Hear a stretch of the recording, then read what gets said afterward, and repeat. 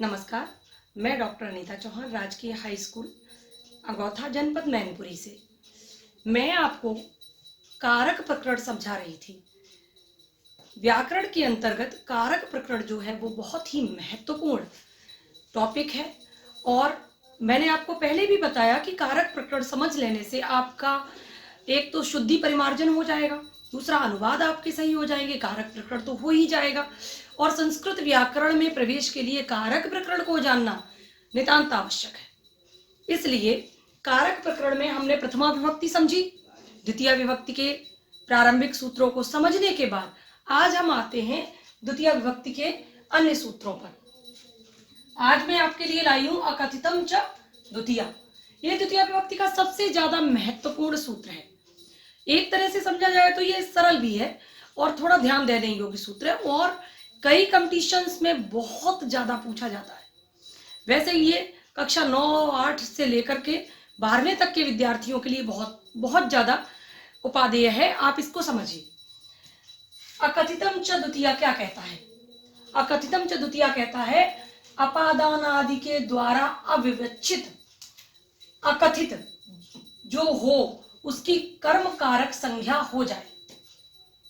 इस तरीके की परिभाषा आपकी किताबों में, पुस्तकों में आपको मिल जाएगी। बात यह है कि अपादान के द्वारा अविवक्षित क्या है या अकथित है क्या। सबसे ज्यादा जो स्टूडेंट्स होते हैं वो इसी में कंफ्यूज हो जाते हैं कि है क्या ये अविवक्षित, यानी कि न कहने योग्य। जो अपादान इत्यादि के द्वारा नहीं कहे जाते हैं, जिन धातुओं में अपादान इत्यादि लगनी चाहिए लेकिन इस नियम के अंतर्गत जो अपादान से नहीं कहा जाए, अकथित यानी कि जिसकी अपादान में विवक्षा न हो सके, उसमें कर्म कारक द्वितीय विभक्ति होती है। अब वो धातुएं कौन सी हैं? सिर्फ 16 धातुएं आपको स्मरण में रखनी है। सिर्फ 16 धातुएं ही संस्कृत व्याकरण में इस प्रकार की हैं जो द्विकर्मक कहलाती हैं। द्विकर्मक मतलब जब इनका उपयोग हम अनुवाद इत्यादि में करते हैं या इनका उपयोग किया जाता है तो 2 कर्म होते हैं। एक ही वाक्य में कर्ता तो एक होता है लेकिन कर्म 2 होते हैं। कंपटीशन इत्यादि में जब पूछा जाता है तो क्या होता है, विद्यार्थी असमंजस में पड़ जाता है कि इसमें भी द्वितीय, इसमें भी द्वितीय। अब कौन सी द्वितीय अविवक्षित है, कौन सी अकथित है। कभी कभी ये भी पूछ लिया जाता है कि अकथित द्वितीय इसमें कौन सी है। ठीक, यानी कि जिस द्वितीय में अपादान होना चाहिए था, जिस कर्म में, माफ कीजिए, जिस कर्म में अपादान होना चाहिए था, ऐसे समझिए, जिस कर्म में आपका अपादान होना चाहिए था वहां अपादान आदि न हो करके अपादान अविवक्षित हो जाए, विवक्षित ना हो, न कहा जाए अपादान से, वहां पर कर्म कारक द्वितीय विभक्ति हो जाती है। ऐसी धातुएं मैं आपको पूर्व में बता चुकी हूं, कितनी है? 16। और ये 16 की 16 द्विकर्मिक धातुएं हैं, यानी कि इनमें 2 कर्मों का इस्तेमाल होता है। देखिए, दुह, याच, पच, दंड, रुध, प्रच, ची, ब्रू, शास, जी, मथ, मुश। ठीक, मुश हो गई, नी हो गई, ह्र हो गया, क्रश हो गया, वह इत्यादि ये धातुएं हैं, ये सबकी सब द्विकर्मक हैं। देखिए कैसे, दु यानी दुहना, गाय दुहता है, याच मांगना, पच पकाना, दंड दंड देना, रुध रोकना, किसी वस्तु को, किसी व्यक्ति को रोकना, प्रक्ष पूछना, ची चुनना, ठीक, ब्रू बोलना या कहना, शास शासन करना, जी का मतलब होता है जयति, जयति जयता जयंती रूप चलते हैं, आप लोग जानते होंगे, यानी कि जीतना, मथ मथना, जैसे कि क्षीर सागर मथा गया था, है ना, तो मथना, मुश चुराना, नी ले जाना, ह्र हरना, है ना, और कृष ढोना या जोतना, माफ कीजिए, कृष जोतना और वह मीन्स ढोना। ठीक, तो ये आपकी 16 धातुएं हैं पूरी, और ये 16 धातुएं द्विकर्मक होने के कारण इसमें अकथित द्वितीय का प्रयोग होता है। अब इनके उदाहरणों के जरिए या उदाहरणों के माध्यम से आप ये समझ पाएंगे कि इन्हीं में क्यों द्वितीय विभक्ति लगी। इसमें तो पंचमी भी लग सकती थी, ये पंचमी न होकर के द्वितीय हो क्यों गए? देखिए, गाम दुग्धम दोग्ध, गाम गाय से दूध को दूहता है, गाय से दूध को दूहता है। अपादाने पंचमी आता है पृथकत्व में। मैंने आपको पूर्व में जो कारक प्रकरण पढ़ाए थे उसमें आपने देखा होगा, अपादाने पंचमी, जहां पर पृथकत्व की भावना आती है वहां पर अपादान पंचमी का प्रयोग होता है। पृथकत्व से मतलब किसी वस्तु से अलग हो जाना, किसी व्यक्ति से अलग हो जाना, किसी स्थान से अलग हो जाना। जहां अलग हो रहे होते हैं, तो जब गाय से दूध निकाला जा रहा है तो जाहिर सी बात है गाय के स्तनों से दूध अलग हो रहा है, गाय से दूध अलग हो गया, तो गाय में क्या होना चाहिए था? गोह। भाई पंचमी में गाय का रूप गोह बनता है, तो गाय में गो होना चाहिए था। गो दुग्धम दोग्धी, गाय से दूध दूहता है, अपादाने पंचमी का प्रयोग है। से पंचमी का ही चिन्ह भी है कारक प्रकरण के अंतर्गत। ऐसा नहीं हुआ, गाय में द्वितीया हो गई। क्यों? क्योंकि जो कर्मक है ना, इसमें दो कर्म है। गाय से दूध को दूहता है, दूध को, कर्ता ने कर्म को, दोग्धी किसको दूहता है? मैंने पूर्व में आपको बताया था किसको, किससे, कैसे, क्यों लगा करके हम कारकों को पहचान सकते हैं। तो किसको दूहता है? दूध को दूहता है, तो दुग्ध में तो आ जाएगी द्वितीय विभक्ति, सबको पता है। लेकिन गाय में क्यों आएगी द्वितीय विभक्ति? इसीलिए लिखा है अपादान आदि के द्वारा अविवच्छित, जो अपादान इत्यादि के द्वारा कहने योग्य हो लेकिन अपादान से न कहा जाए, और द्विकर्मक है, यदि दो कर्म हैं तो जो अपादान से विवच्छित हो उसमें द्वितीय विभक्ति का प्रयोग कर देंगे। तो इसलिए गाय में पंचमी न होकर के द्वितीय विभक्ति का प्रयोग किया गया है। पहला उदाहरण है, इसलिए मैंने आपको इतने विस्तार से समझाया। दूसरा देखिए, नरेशा अजाम दुग्धम दुग्धी।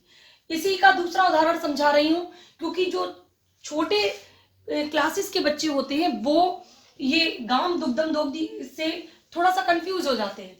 ये सरल उदाहरण है, इससे ज्यादा अच्छा समझ पाएंगे।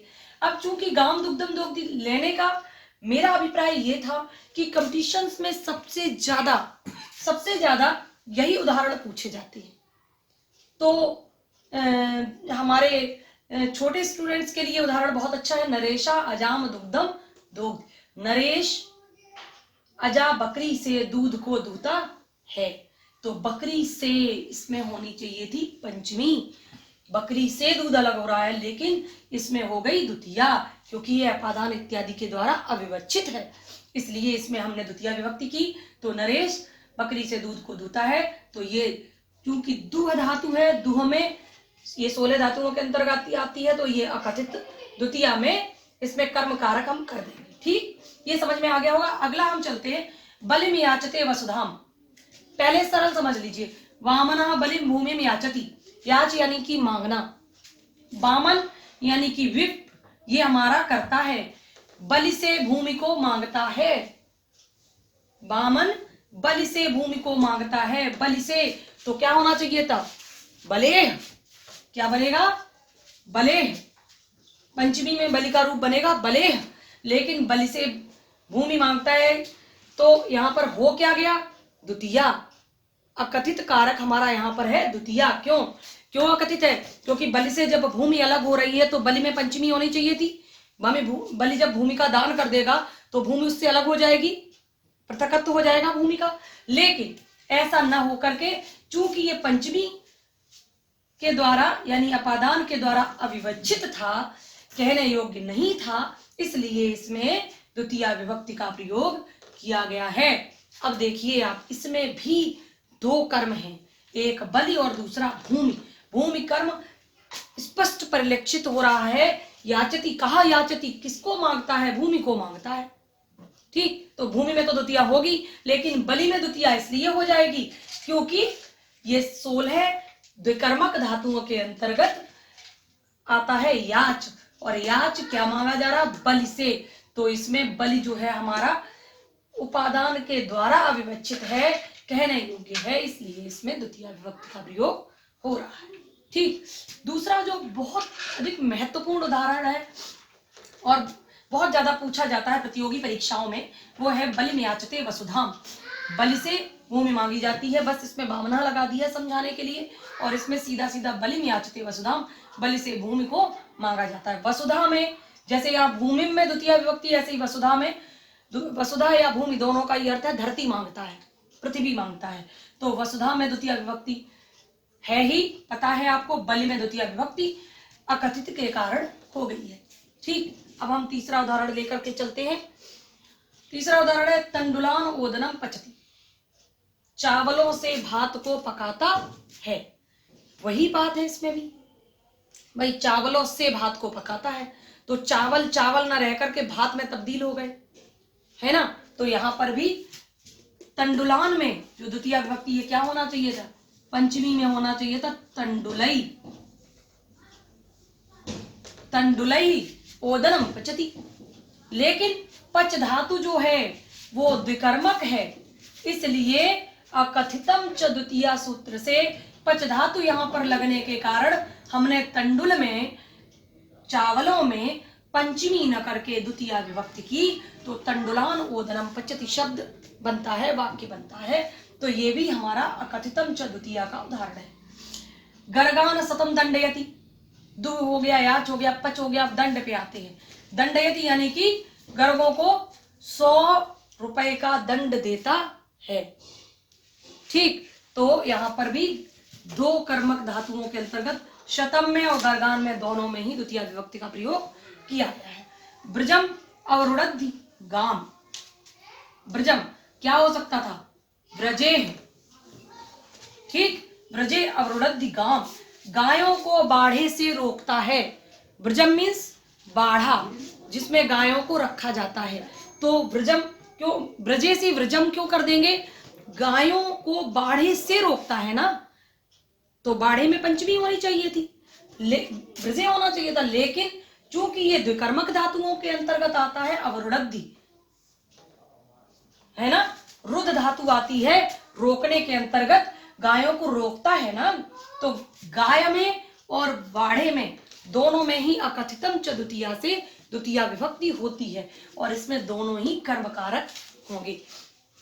कभी कभी पूछ लिया जाता है ऐसे ही कि ब्रजम में, मान लो ऐसे लिख दिया गया, ब्रजम अवरुणद्धि गाम, ब्रैकेट में ब्रजे, क्या होना चाहिए।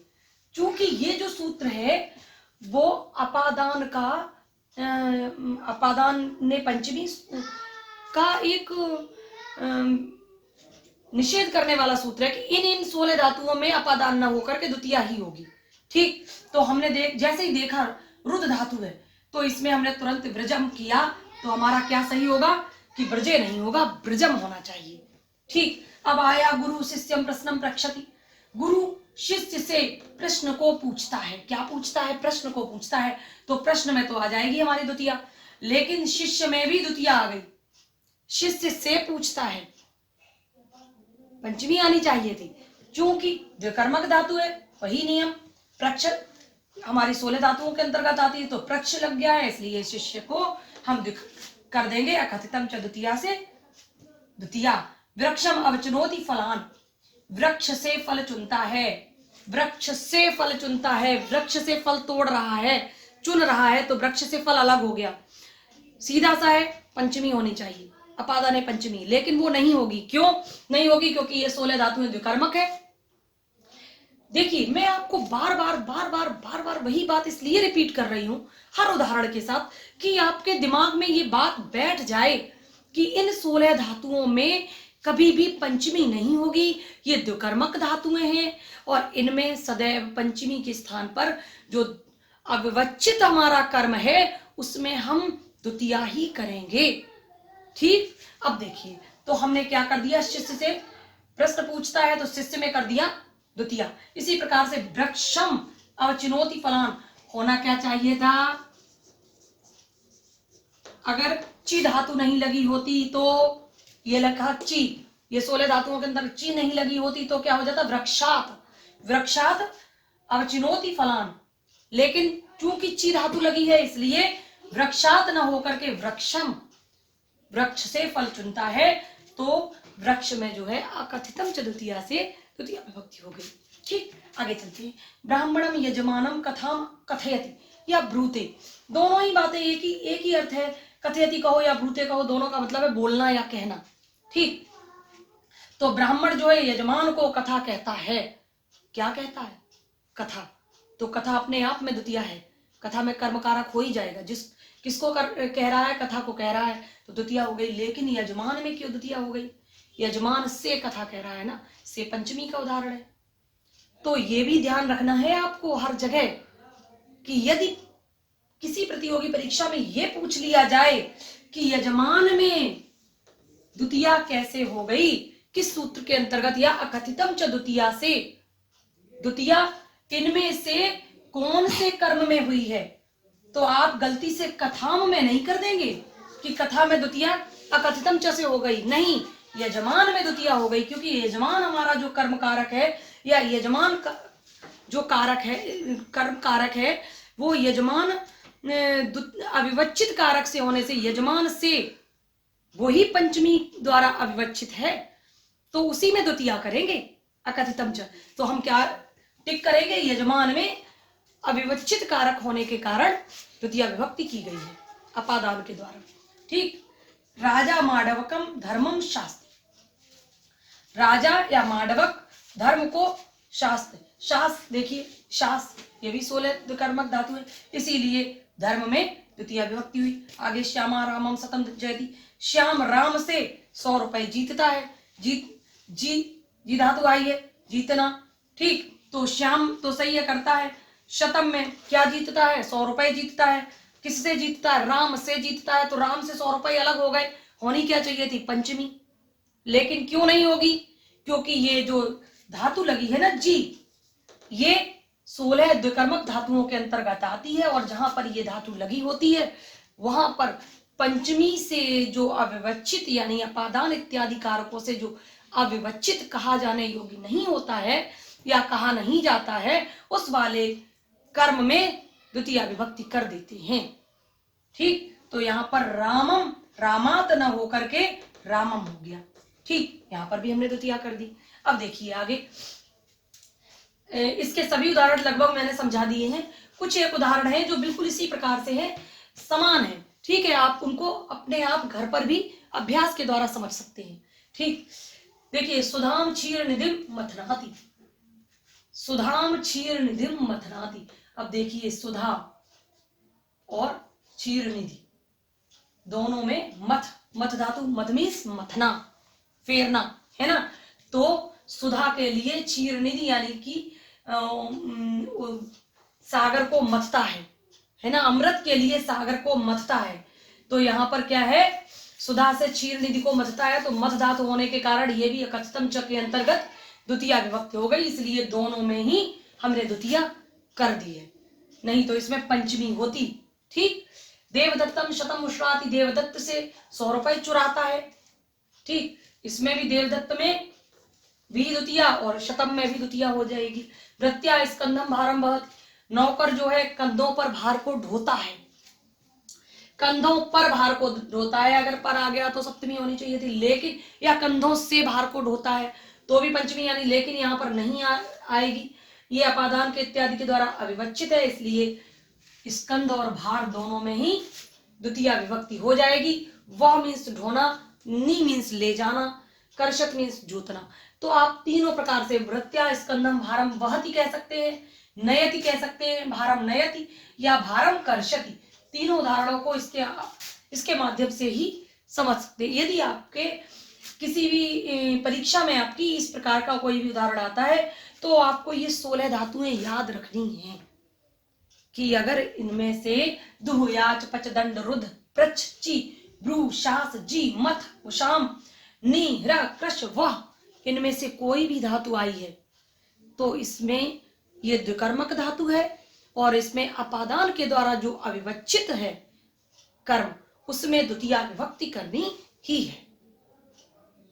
इस प्रकार से ये बहुत ही इंपॉर्टेंट सूत्र था द्वितीया विभक्ति का, वो आप समझ सकते हैं। इसका अभ्यास करेंगे तो बहुत ज्यादा कठिन नहीं है, बहुत आराम से आपको याद हो जाएगा। अब हम चलते हैं अधिशींग स्था साम कर्म हेतु द्वितीया। ये जो सूत्र है ये भी बहुत ही महत्वपूर्ण सूत्र है। ये जो अधिकरण कारक है, सप्तमी का अधिकरण कारक है, उसका अपवाद सूत्र है। जहां पर सप्तमी नहीं लगती वहां पर द्वितीया लग जाती है। देखिए अभी यहाँ पर क्या था, ये अपादान इत्यादि का एक तरीके से अपवाद सूत्र था कि इनमें अपादान न होकर के द्वितीया होगी। उसी प्रकार से अधिशिंग स्था सम कर्म है तो सूत्र में क्या होगा, यहां पर भी अधिकरण न लगकर, ये क्या है, ये अधिकरण का अपवाद सूत्र है। इस बात को आपको विशेष ध्यान रखना है। ठीक, इसमें क्या कहा गया है, अधि उपसर्ग पूर्वक सींग स्था आस धातुओं में द्वितीया विभक्ति होती है। इसकी परिभाषा मात्र इतनी है, लेकिन आप इसको समझ लीजिए। अधि उपसर्ग पूर्वक से मतलब जहां पर शींग यानी सोना, सोने वाला सोना नहीं, सोने वाला सोना, ठीक है। सींग मतलब शयन करना, ठीक। स्था यानी ठहरना, आस यानी कि बैठना, ठीक। इन तीन धातुओं में, इनमें से कोई भी धातु हो, शींग, स्था और आस, इनसे पूर्व, पूर्व मतलब पहले, यदि अधि उपसर्ग लगा हो तो उसमें द्वितीया विभक्ति ही होगी। और ध्यान रखिए, यदि अधि उपसर्ग नहीं लगा है तो सप्तमी होगी। ये आपको ध्यान रखना है कि अगर अधि उपसर्ग पूर्वक शींग धातु है, स्था धातु है, आस धातु है, तो उसमें आप द्वितीया करेंगे।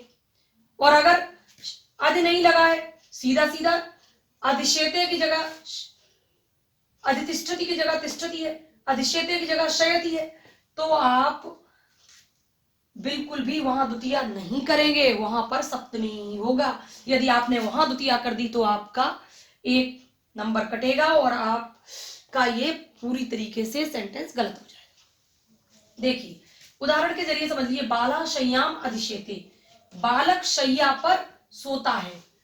पर काय का उदाहरण है, पर कहां पर आता है, जब हम कारक चिन्ह पढ़ते हैं, मैं पे पर, अधिकरण सप्तमी में आता है, ठीक। तो लेकिन यहां पर क्या है, सैया पर तो सोता है, लेकिन जो शींग धातु है उसके आगे अधि उपसर्ग लग गया है, और अधि उपसर्ग लग गया है तो वो कर्म ही तो द्वितीया हो जाएगी। फिर वहां पर हम इसको सप्तमी न करके द्वितीया करेंगे। तो शय्याम हमने करें, ठीक है, शैया में सप्तमी न करके हम द्वितीया करेंगे, तो बाला शय्याम अधिशेते। दूसरा अधितिष्ठति, बालक शैया पर अधितिष्ठति यानी कि बैठता है। अब देखिए ठहरता है, बैठता है, तो इसमें भी जो ये स्था धातु है, स्था में स्था धातु के रूप तो आपको पता ही है, तिष्ठति, तिष्ठता, तिष्ठन्ति चलते हैं, ठीक है।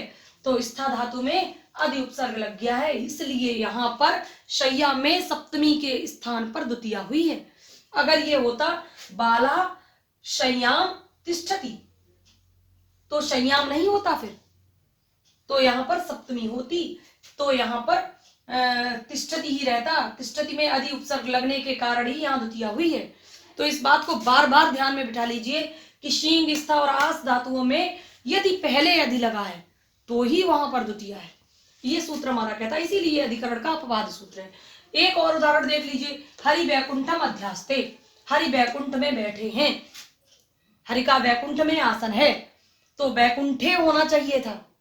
कहाँ है अधि, हरि वैकुंठ में है, और में अधिकरण सप्तमी में आता है, लेकिन चूंकि अधि उपसर्ग आगे लगा है, अधि आसते, तो आस धातु है, आस धातु का मतलब होता है आसीन होना या बैठना, तो अधि उपसर्ग के कारण वैकुंठे न होकर के यहाँ पर वैकुंठ हुआ है, वैकुंठम हुआ है। हरि वैकुंठ में बैठते हैं या हरि वैकुंठ में, और अगर यहाँ पर आसते होता, अधि नहीं लगा होता, तो क्या हो जाता, हरि वैकुंठे आस्ते, है ना।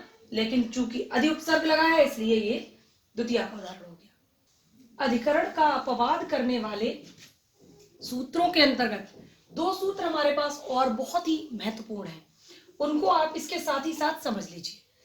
अधिशिंग स्था सम कर्म हेतु द्वितीया के अतिरिक्त एक सूत्र आता अविनिविशश्च। ये सूत्र क्या करता है, आदि एवं नि उपसर्ग पूर्व में हो तो विष धातु के आधार की कर्म संज्ञा कर देते हैं। ठीक, विष धातु होती है, विष धातु का के आधार की कर्म संज्ञा कर देते हैं। समझ लीजिए, अभी एवं नी, ये दोनों उपसर्ग एक साथ आने चाहिए।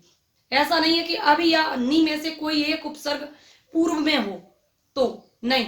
अगर विष धातु से पहले अभी है तो भी नहीं होगा, और सिर्फ नी है तो भी नहीं होगा।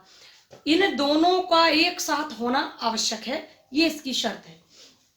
अभी एवं नी उपसर्ग दोनों एक साथ, ठीक, एक साथ हो तो पूर्व में एक साथ हो, चूंकि पूर्व में ही होंगे, उपसर्ग सदैव शब्द से पूर्व में या धातु के पूर्व में ही आते हैं। ठीक, तो एक साथ होते हैं यदि, तो विष धातु के आधार की कर्म संज्ञा हो जाएगी।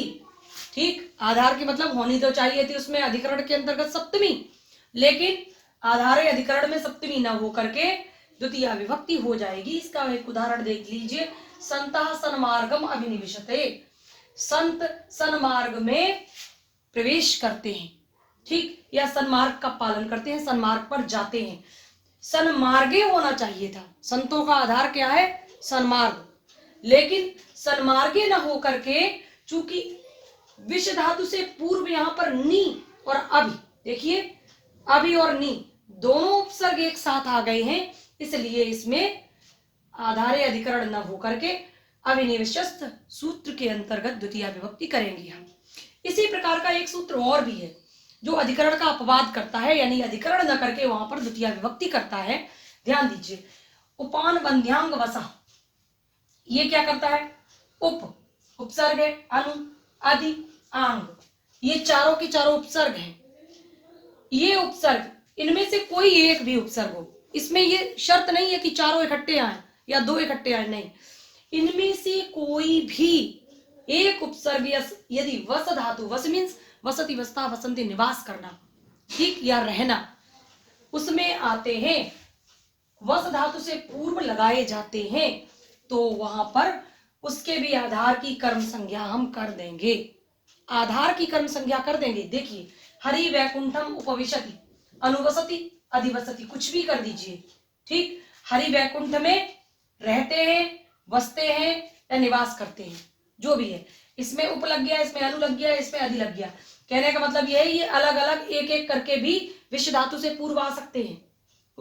माफ कीजिए, वस धातु यानी रहना, निवास करना जिसका अर्थ होता है, वस धातु से पूर्व इनमें से कोई भी एक उपसर्ग आ सकता है।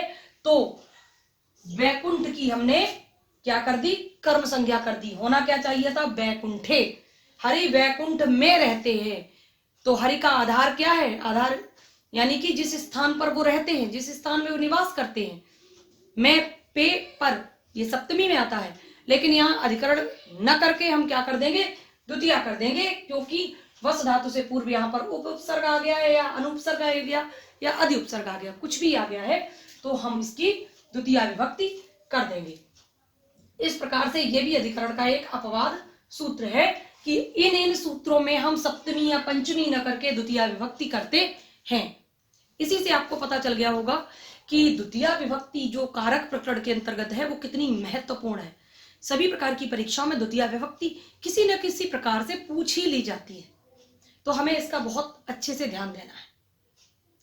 इसके बाद जो आगे के हमारे सूत्र हैं वो हम अगले वीडियो में समझेंगे। आपके उज्जवल भविष्य की कामना के साथ नमस्कार।